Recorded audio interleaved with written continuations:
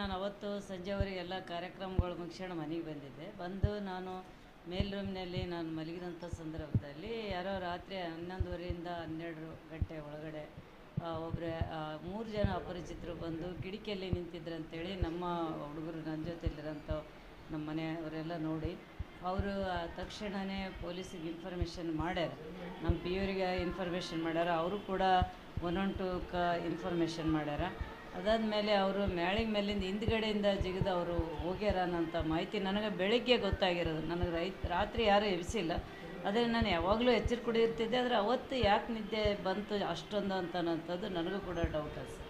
ಯಾರು ಬಂದಿದ್ದರು, ಎದ್ರ ಸಲುವಾಗಿ ಬಂದಿದ್ರು ಏನಾದರೂ? ನನಗೆ ಗೊತ್ತಿಲ್ಲಲ್ಲ ಯಾಕೆ ಬಂದ್ರಂತ. ಅಪರಿಚಿತರು ಬಂದದ್ದು ಸತ್ಯ. 3 ಜನ ಅವರು ಬಂದು ಅವರು ನಾನು ಮಲಗಿದಂಥ ರೂಮಿನ ಕಿಟಕಿ ಪಕ್ಕದಲ್ಲಿ ಅವ್ರು ನಿಂತಾರಂತಂದ್ರೆ ಅವ್ರಿಗೆ ಯಾವ ರೀತಿ ಟಾರ್ಗೆಟ್ ಮಾಡ್ಯಾರ ಅನ್ನೋಂಥದ್ದು ನನಗೂ ಕೂಡ ಭಾಳ ಅನುಮಾನ ಮೂಡಕತ್ತದ. ಇದು ಕೆಲವೊಂದು ಸಲ ನಮ್ಮಲ್ಲೆಲ್ಲ ಈ ಥರ ಘಟನೆಗಳು ಸಾಮಾನ್ಯ ಜನರ ಮೇಲೆ ಕೂಡ ಆದಂಥದ್ದು, ಕಳ್ಳತನಗಳು ನಡೆಯೋದಂಥ ಗಮನಕ್ಕೆ ಬಂದ. ಯಾಕಂದರೆ ಹಾಸ್ಪಿಟ್ಲಲ್ಲಿ ಕೂಡ ಕಳ್ಳತನ ಆಯಿತು.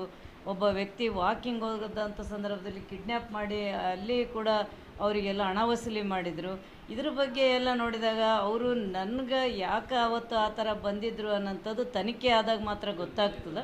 ಹಂಗಾಗಿ ಪೊಲೀಸ್ ಇಲಾಖೆ ನೋಡ್ರಿ 12 ಗಂಟೆ ಕಳೆದ್ರು ಕೂಡ ಅವರು ಯಾರು ಬಂದು ಭೇಟಿ ಆಗಿಲ್ಲ. ಆದರೆ ಬೆಳಗ್ಗೆ ನಾನು ರಾಯಚೂರಿಗೆ ಬಂದ ಮೇಲೆ 12 ಮೇಲೆ DYSP ಅವರು CP ಅವರು ಬಂದು ಎಲ್ಲ ಮನೆಯೆಲ್ಲ ನೋಡಿ ವಿಚಾರಿಸಿದ್ರಂತ ನನ್ನ ಗಮನಕ್ಕೆ ಬಂದರು. ಅಲ್ಲ ಮ್ಯಾಮ್, ಏನಾದರೂ ತಮ್ಮ ಕೊಲೆಗಿನ ಯಾರಾದರೂ ಸ್ಕೆಚ್ ಹಾಕಿದಾರಂತ ಅನುಮಾನ ಯಾರ ಮೇಲಾರು ಏನಾದರೂ? ಸರ್, ಪದೇ ನಾವು ನನ್ನ ಮೇಲೆ ಇಂಥವೆಲ್ಲ ಸಣ್ಣ ಪುಟ್ಟ ಘಟನೆಗಳು ನಡೀತಾ ಇರ್ತಾವೆ. ಆದರೆ ಇದು ಭಾಳ ಗಂಭೀರವಾಗಿ ತಗೊಳ್ಳೋಂಥದ್ದು. ಯಾಕೆಂದರೆ ರಾತ್ರಿ